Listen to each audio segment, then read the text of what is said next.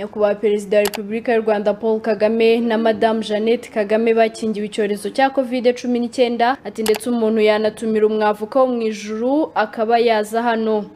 Umucamanza amubajije impamvu atatumiwe uwo mwavuka wo mu ijuru. Icyo gihe abiduhaye tumugeraho tumugezaho ibyo twagemuye, nimba ari imyenda twagemuye bateraho kashe y'ibitaro. Ahavuga inkuru y'umugabo witwa Nayigiziki Felicien abenshi bazi ku izina rya Papa Innocent cyangwa se Gikongoro wakubiswe ndetse agacibwa umunwa. Yatangaje ko abantu babiri bahitanywe n'icyorezo cya COVID-19. Raila Odinga uyukuriye abatavuga rumwe n'ubutegetsi muri Kenya yashyizwe mu kato. Naho muri Myanmar abasirikare barashe nanone mu baturage. Perezida wa Leta Zunze Ubumwe za Amerika Joe Biden yavuze ko afite icyizere ko Leta Zunze Ubumwe za Amerika bashobora kuzagira ubwigenge.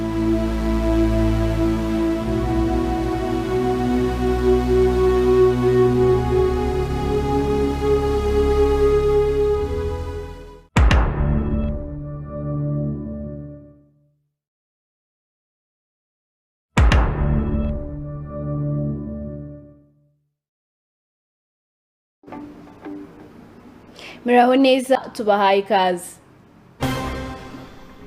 Ku munsi w'ejo kuwa kane tariki ya 11 Werurwe 2021 nyakubahwa perezida wa Repubulika y'u Rwanda Paul Kagame na Madame Jeannette Kagame bakingiwe icyorezo cya COVID-19. Ni ku munsi wa gatandatu u Rwanda rutangiye ku mugaragaro ibikorwa byo gukingira iki cyorezo. Ku manywa yo kuwa kane nibwo perezida Kagame na Madame Jeannette Kagame bakingiwe COVID-19. Igikorwa cyabereye ku bitaro byitiriwe Umwami Faisal ku Kacyiru ni mu mujyi wa Kigali. Kuwa gatatu Werurwe uyu mwaka wa 2021 ubwo inkingo zageraga i Kigali, Perezida Paul Kagame yagaragaje ko ari intambwe itewe kuba u Rwanda na Afurika muri rusange bigiye gukingira abaturage babyo. Yagize ati habayeho gutegereza igihe kirekire, bamwe bakoze ibikenewe ndetse bari biteguye. Ati twirengagije ko hari bamwe bagaragaye nk'abari hejuru y'abandi kandi mu gihe twese tuzikeneye mu buryo bwihuse. Ati ubu ni amakuru meza kubona inkingo za COVID-19 zigera muri Afurika hatangiriwe kuri Ghana. Ati muri iki gitondo u Rwanda n'abandi murakoze Covax. Umukuru w'igihugu cyo kimwe n'abandi bakingiwe COVID-19 bagomba guhabwa urukingo inshuro ebyiri, ni ukuvuga ko nyuma y'ibindi byumweru 4 bazahabwa urundi rukingo. Mu yandi makuru twabateguriye kuri uyu wa gatanu tariki ya 12 Werurwe umwaka wa 2021 urubanza ruregwamo Paul Rusesabagina n'abandi 20 rwakomeje inyuma y'uko iburanisha riheruka ryo kuwa 11 Werurwe 2021 ryasubitswe kubera ko hari ababuranyi batari bunganiwe. Maître Rudakemwa wunganira Paul Rusesabagina yavuze ko kugira ngo babone umwanya uhagije wo kwiga neza kuri dossier bakeneye amezi nibura agera kuri 6. Yagize ati icyo gihe nibura nibwo twazaza imbere yanyu ku buryo dusobanura neza dossier. Paul Rusesabagina yongeye gusaba guhabwa abavoka be mpuzamahanga, aho yavuze ko kubatunganiwe n'abavoka be ngo byabaye imbogamizi, aho yagize ati nahisemo Maître Gatera na Maître Rudakemwa ariko nanahisemo n'abandi bavoka. Ati sinumva impamvu ari nge wa mbere waburanirwa n'abavoka nagenewe. Ati ni igisubizo nahawe, sinumva impamvu umuntu atunganirwa n'umwavoka yihitiyemo. Ati ndetse umuntu yanatumira umwavoka wo mu ijuru akaba yaza hano. Umucamanza amubajije impamvu atatumiwe uwo mwavuka wo mu ijuru aseka cyane yagize ati n'uwo mwisi baramwanze. Yakomeje agira ati ababinsubije ko ntashobora kubona niyo mpamvu mbisabye urukiko. Umushinjacyaha yavuze ko kuba Paul Rusesabagina havuga ko kuba adafite abavoka b'abanyamahanga kuri ubu nta shingiro bifite. Yavuze ko urugaga rwa Buruseli rwandikiye Maître Kavaruganda Julien uyu uyobora urugaga rw'abavoka rumusaba ko yakwemerera abavoka mu Bubiligi kuburana mu Rwanda, ariko amubajije niba abanyarwanda baburana imanza muri icyo gihugu yamubwiye ko bidashoboka.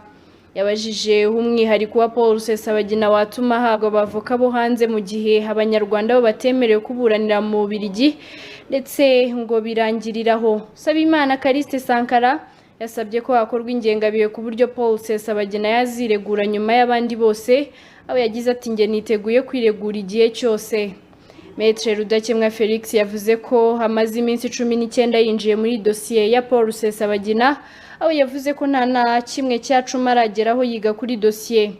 umucamanza Muhima Antoine yabajije Rudakemwa igituma dosiye ya Rusesabagina yitwa complexe aho yasubije agira ati n'ubunini bwayo yagize ati ni dosiye nini umuntu ntiyajyamo ngo yiga agace kamwe bisaba ko umuntu ayiga akayijyamo yumva neza ati ntabwo Rusesabagina yaza mu rukiko nk'indorerezi. Paul Rusesabagina yavuze ko dosiye ye irimo ibya MRSD, FRN na Bishop niyo mwungere Constante ngo ku buryo abona ari byinshi ugereranyije n'abandi baburanyi. Kuri ubu inteko iburanisha yafashe akanya ko kwiherera mbere yo kwanzura niba urubanza rusubikwa Rusesabagina agahabwa igihe cyo kwiga kuri dosiye ye. Mu yandi makuru twabateguriye munyemere tuyakomereze hano mu mujyi wa Kigali mu gihe hari imiryango y'abasabira abarwayi batagira ababitaho mu bitaro bitandukanye.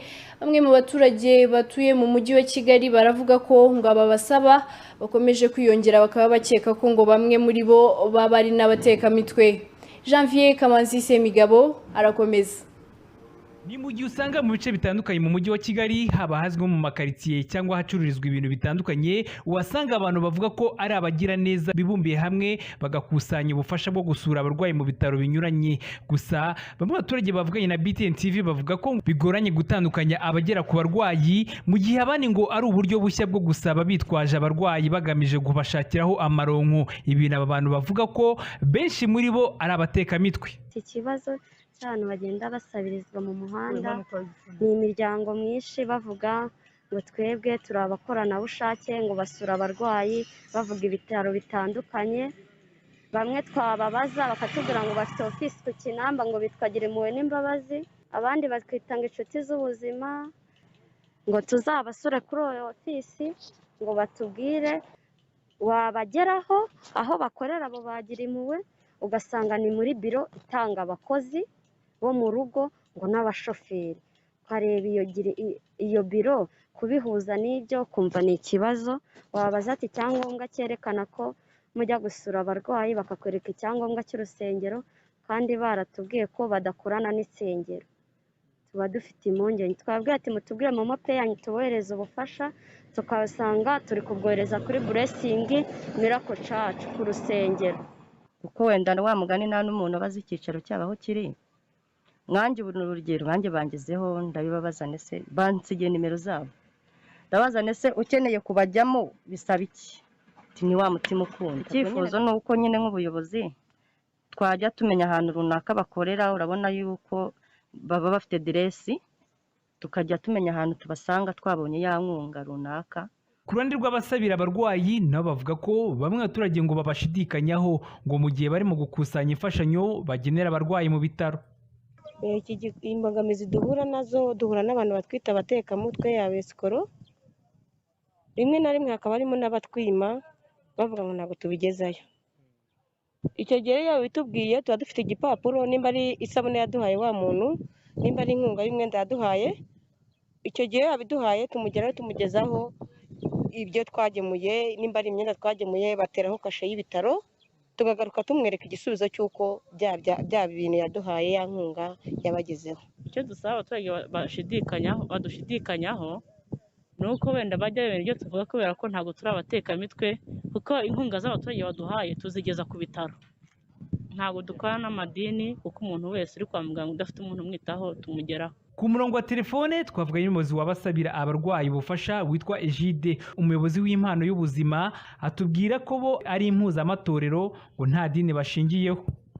Oya, twe ntabwo turi idini, turi abantu mpuzamadini, ahubwo duturuka mu madini atandukanye, abava muri ADEPR, abava mu baporo, abava mu basilamu, gutyo tugiye dutandukanye. Ni abantu twishyize hamwe dushaka uburyo twajya dufasha abantu, ariko turavuga ngo ntabwo twabikora leta itatuzi, tujya gushaka ibyangombwa. Nyine wumva ko turemewe, tugeze mu karere dusaba ibyangombwa, dufite icy'agateganyo, ubu tugeze muri RGB, ntabwo bari baduhe igisubizo cya burundu muri RGB kuko niho tugeze. Uko bigenda ni ukuvuga ngo iyo wagiyeyo bakaguha pour reception ubukora mu gihe ugitegereje igisubizo. Nyuma y'ubusabe bw'abaturage bavuga ko bari mu rujijo kubera babasaba bakomeje kwiyongera, turacyagerageza kuvugana n'inzego zirebwa n'iki kibazo, haba akarere ka Kicukiro, abavuga ko bakuriramo cyangwa umujyi wa Kigali, kuko ino miryango ikomeje kwiyongera mu bice bitandukanye by'umujyi wa Kigali. Mu gihe bazagira icyo badutangariza tuzabigaruka amakuru yacu ataha. Arakoze mugenzi wacu Janvier Kamanzi Semigabo. Uyandi makuru twabateguriye munyemere tuyakomereze mu murenge wa Gitega mu karere ka Nyarugenge. Abaturage bavuga ko bahangayikishijwe n'ikibazo cy'umutekano muke baterwa n'abajura, ngaho ngibi biba ubuyobozi ntihagire icyo bubikoraho, umugenga w'abajura baba bazwi. Ibi byatangajwe n'umwe mu baturage batuye mu mudugudu w'Umuseke mu kagari ka Kabahizi, wari ufite butike ahanga abajura baje bagapakira ibyari birimo byose bigashiramo, akaba hakekwa abazamu bararira andi maduka begeranye.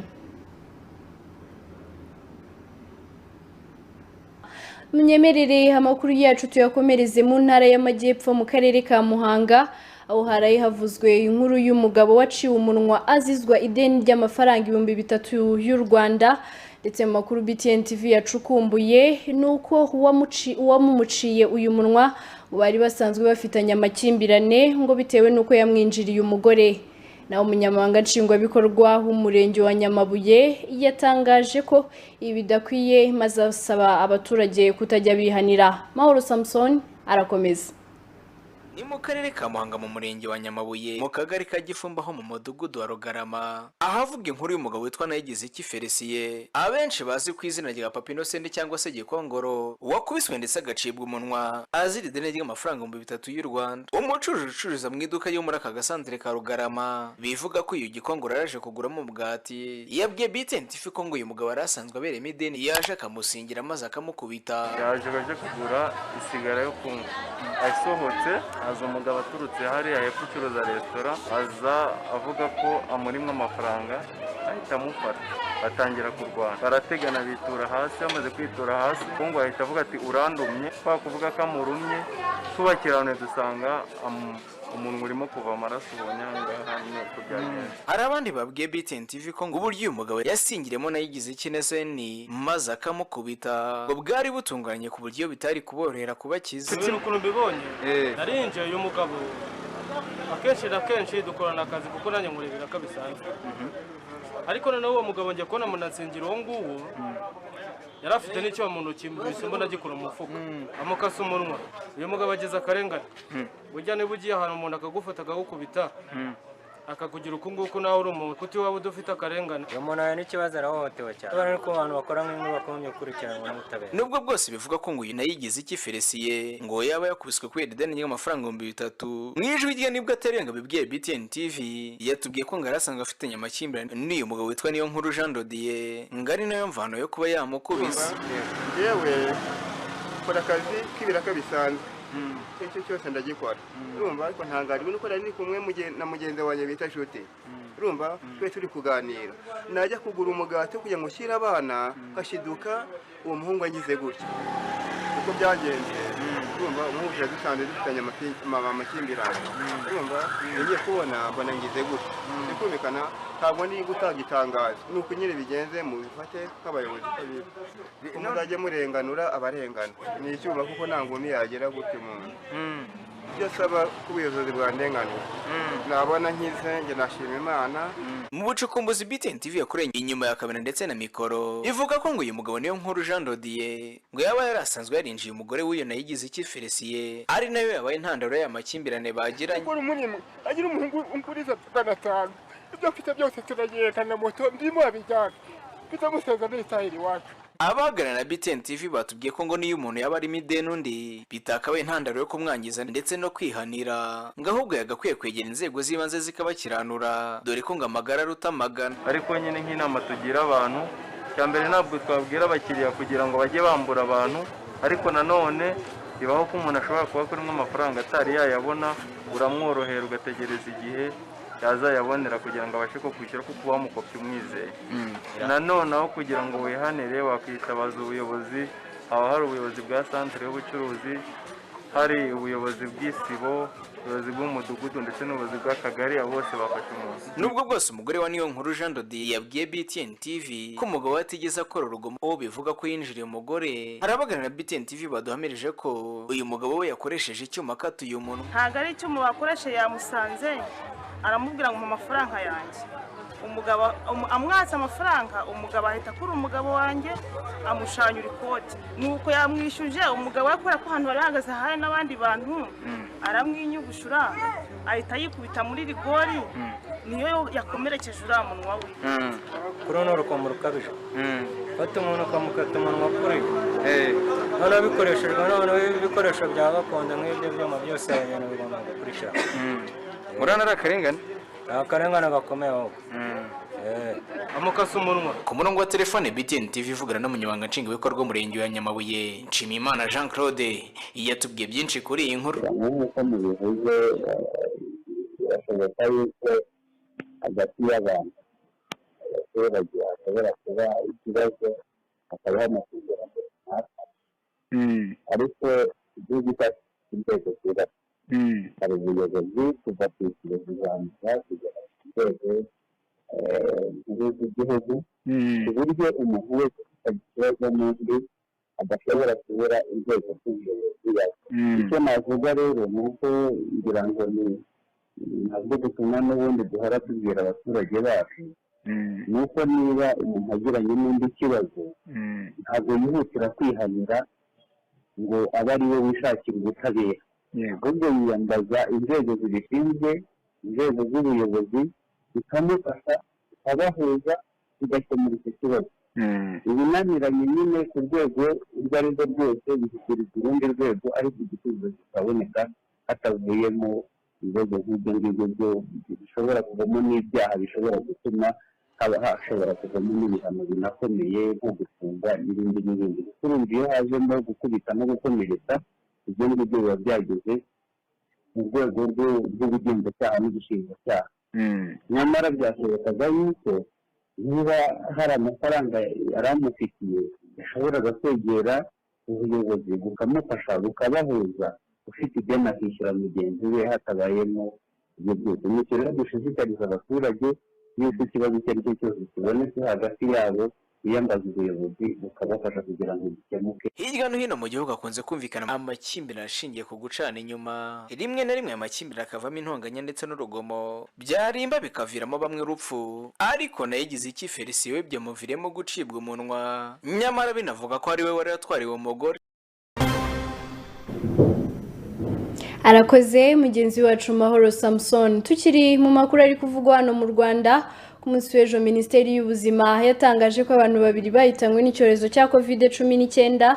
Ibi byatumye umubare wamaze kwicwa n'iki cyorezo ugera kuri 273, abacyanduye bo biyongereyeho 99, ni mu gihe abagera ku 118 bakize. Minisiteri y'Ubuzima yatangaje ko abitabye Imana hari umugore w'imyaka 64 ndetse n'umugabo w'imyaka 79, aba bari basanzwe batuye mu mujyi wa Kigali. Kuri uwo mubare wamaze kwandura bose ungana n'ibihumbi 19,945, umubare wamaze gukira ugeze ku 18,236, abakirwaye ni 436, mu gihe harimo abagera kuri 12 barembye. Ibipimo bigera kuri 1,051,051 n'ibipimo 913 nibyo bimaze gufatwa guhera muri Werurwe 2020 ubwo COVID-19 yabonekaga mu Rwanda. Minisante yavuze ko kandi mu minsi 6 ishize hatangijwe ibikorwa byo gukingira COVID-19, abantu 238,942 barimo n'abagera ku 9,988 bakingiwe kuwa 4 bamaze guhabwa urukingo. Kuri uyu wa gatanu igikorwa cyo gukingira icyorezo cya COVID-19 cyakomereje mu masoko atandukanye yo mu mujyi wa Kigali, aho abayakoreramo bari gukingirwa iki cyorezo.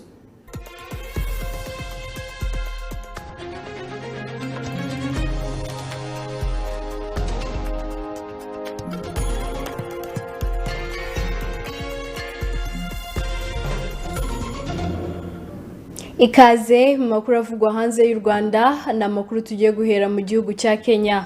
Raila Odinga uyu ukuriye abatavuga rumwe n'ubutegetsi muri Kenya yashyizwe mu kato nyuma y'uko kuwa kane nijoro bamusanzemo icyorezo cya COVID-19. Kuwa kabiri bwana Odinga yashyizwe mu bitaro mu murwa mukuru Nairobi aho yari afite ibimenyetso birimo umunaniro nk'uko umuryango we wabitangaje. Itangazo ryasohowe na muganga we yagize ati ari koroherwa kubera imiti ari guhabwa, ati kandi ameze neza, dukomeje gukurikirana uko amerewe. Nyuma Odinga nawe ubwe yasohoye itangazo avuga ko yumva akomeye kandi ameze neza, ariko yemeranyije n'abaganga kujya mu kato. Raila Odinga w'imyaka 76 ni umwe mu banyapolitiki bamaze amezi bakora ibikorwa byo guhuza imbaga y'abantu benshi hatandukanye mu gihugu, atitaye ku ngamba zo kwirinda iki cyorezo cya COVID-19 cyugarije isi. Kenya iri mu nkubiri ya gatatu y'icyorezo cya COVID-19 nk'uko byatangajwe na Minisitiri w'Ubuzima waho, ndetse ku munsi w'ejo kuwa kane iki gihugu hagaragaye abantu bashya bagera kuri 829 banduye, umubare munini ku munsi ugaragaye mu gihugu cya Kenya muri uyu mwaka. Naho muri Myanmar abasirikare barashe nanone mu baturage bari mu myigaragambyo kwamagana guhirika ubutegetsi, uku kwabaye ku itariki ya mbere y'ukwezi kwa kabiri uyu mwaka 2021, maze abantu bagera ku 10 bahasiga ubuzima. Ibigo ntaramakuru mpuzamahanga bitandukanye n'ibinyamakuru byo muri Myanmar bivuga ko abantu 6 baguye mu mujyi wa Myang mu ntara y'Amagwayo hagati no hagati mu gihugu, ngo abandi 4 biciwe umwe mu mijyi itandukanye ya Yangon, Mandalay, Bago ndetse na Taungo.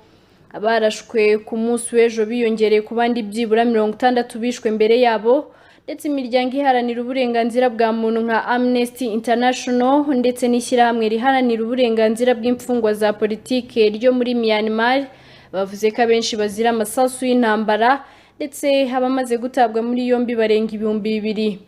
Agataho kandi abasirikare bakoze kudeta barimo barashakira ibindi byaha umukuru w'igihugu bahiritse ku butegetsi Aung San Suu Kyi. Mu kiganiro yagiranye n'abanyamakuru ku munsi w'ejo kuwa kane, umuvugizi wabo Brigadier General Zhao Min Tun yavuze ko mu mwaka 2017 na 2018 Suu Kyi yakiriye ruswa y'umwe mu banyapolitike bakomeye muri Myanmar, aho ngo yari igizwe n'amadolari 600 na zahabu ijya kugira agaciro kangana gutyo. Kugeza ubu Aung San Suu Kyi yaregwaga ibyaha 2 byo kwica amategeko agenga ibihe by'ibiza n'agenga kohereza ndetse no gutumira ibicuruzwa mu mahanga.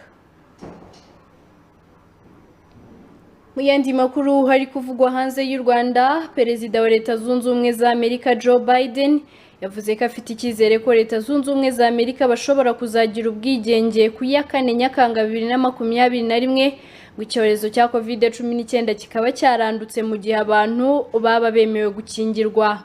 Ni ijambo rye yagejeje ku batuye iki gihugu ku munsi w'ejo kuwa kane, Bwana Joe Biden yavuze ko azategeka igihugu gukingira abantu bakuru bose ngo bitarenze ku itariki ya mbere Gicurasi uyu mwaka turimo. Abarenga 540 muri Leta Zunze Ubumwe za Amerika bamaze gupfa bazize COVID-19, n'umubare urenga umubare w'abahitanwe n'intambara ya mbere y'isi yose, intambara ya kabiri y'isi yose ndetse n'intambara ya Vietnam ubiteranyije.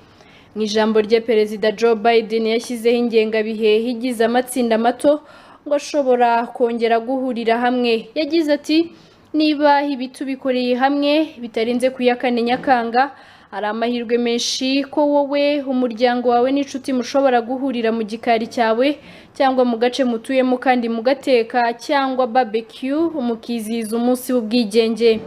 Yavuze kandi ko iki gihugu kitazashobora kwizihiza umunsi w'ubwigenge gusa, ahubwo ari no kwigenga ko iyi virusi yarangiye mu gihugu cyabo. Aha ni naho dusoreje amakuru twari twabateguriye muri aya masaha, mboneraho no kubibutsa ingamba zashyizweho mu rwego rwo kwirinda ikwirakwira ry'icyorezo cya COVID-19. Nyabuneka abaturarwanda, abatuye muri Afurika no ku isi muri rusange, turasabwa gukomeza kwitwararika dushyira mu bikorwa ingamba zashyizweho, cyane cyane dukaraba intoki n'amazi meza n'isabune, twambara agapfukamunwa tugapfuka n'amazuru ikindi tugashyira intera ya metero hagati y'umuntu n'undi kugira ngo ntabe ari njye wandura cyangwa nkanduza abandi COVID-19 mwari kumwe nanjye umufasha Fabiola Imana ikomeze ibarinde.